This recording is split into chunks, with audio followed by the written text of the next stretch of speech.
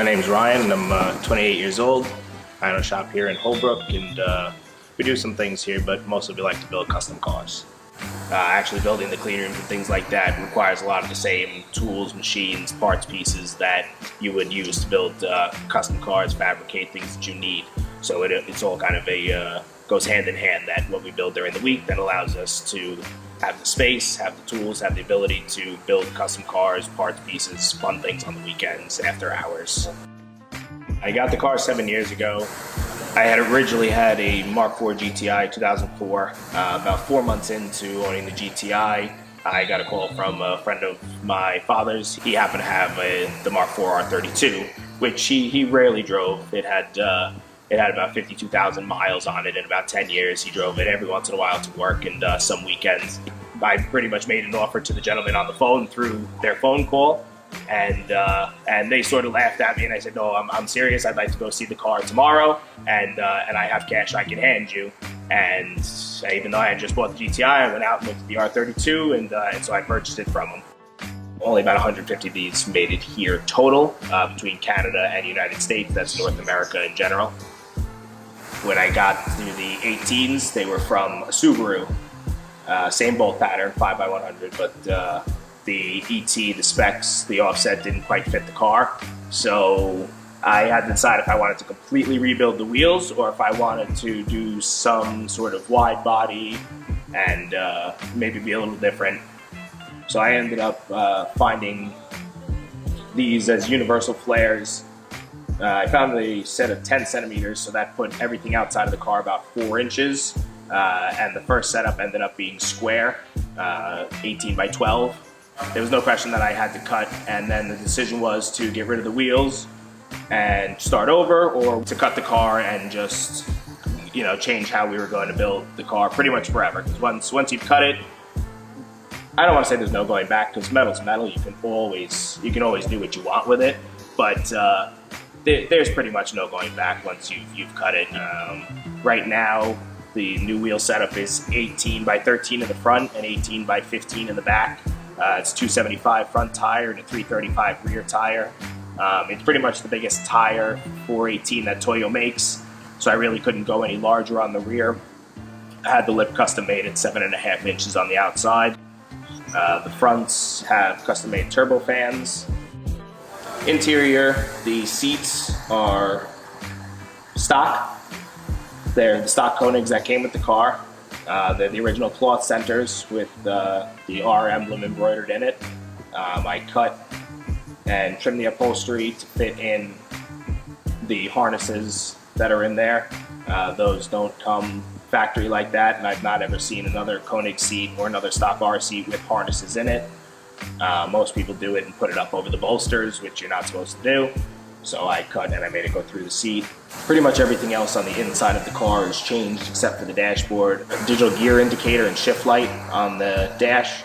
I have a KDN shift tower. It's non-sequential. It's just an O2M with a dog box. So it's pretty much clutch in first, and then you can just snap through the rest of the gears. Wave track limited slip front and rear.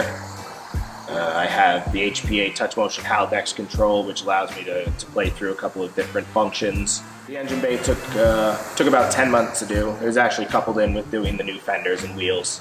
The car was already cut, but we had to refit these are completely new fenders. They're now 7 inches on the front and 9 inches in the rear. And that went together with doing the entire shaved bay.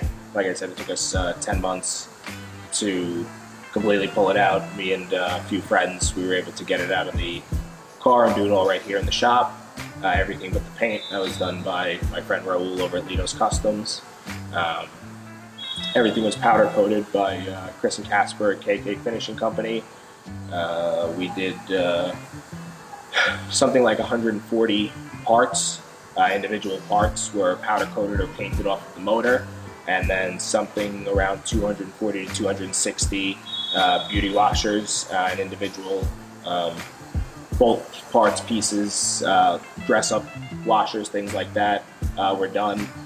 Runs pretty much everything from the hood hinges down to the transmission, and underneath to the oil pan. Everything has a beauty washer and a hex head bolt. That includes the headlights, the ballasts for the HIDs that are hung inside of the fender. Everything, if you take it off, is beauty washered. The wing is, aside from the blade, which is from APR, the dual blades, everything else is built by me. I cut the end plates out on the CNC machine. I cut the uprights out on the CNC machine. Everything else is just bolts, brackets, pieces to make it work. I can hang on it. It doesn't go anywhere. It's hatch mounted, which some people are. I guess it's a back and forth subject. Some people are, have to be chassis mounted. The way I have it mounted to the wing, like I said, I can hang on it. It doesn't bend my hatch or anything like that. So I don't really see a problem. I've driven at 120, 140 with it, and it's not come off the car and killed anyone yet. A lot of people choose to go forced induction with this motor because it's very hard to build power on the NA 3.2. Everything is clearanced. Everything is pretty much the biggest it can be in terms of intake, exhausts, anywhere that air goes in and out. It has a 3-angle valve job. It has strict 268 cams.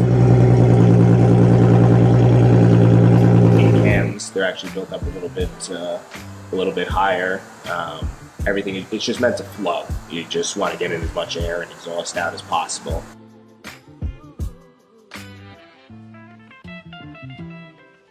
It does 323 at the wheels.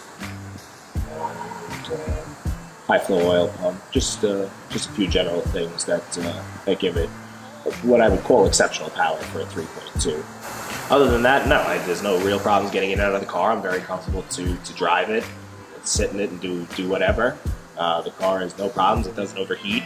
I've driven it a long distance with the motor like this already. We've done a couple of 100 miles. I think it's just built to be a strong car.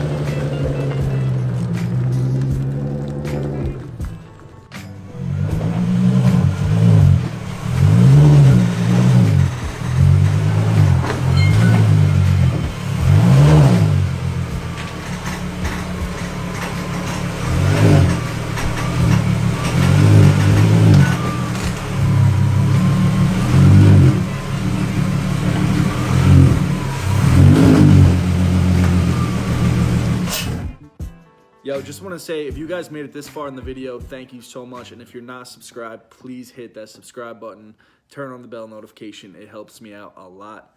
And with this video, there's actually going to be a lot more shots to it.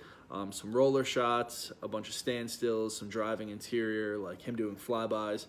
But we didn't shoot that the first day. And then when we were going to go and shoot the second time, it just totally, like, our schedules were completely off, or something came up. I had emergencies, so it was just like bad luck. And then the pan on his car actually cracked at the AC New Jersey event for Import Expo. So that put another setback on everything, but it is what it is. We're gonna wait until the spring. We're gonna do another video. If you guys like this one, definitely let me know below in the comments. I'm very curious. I want to hear your guys' feedback and read it. But I'm tired. I have work early tomorrow. Thank you guys. Peace out. And the next one should be within a week or two.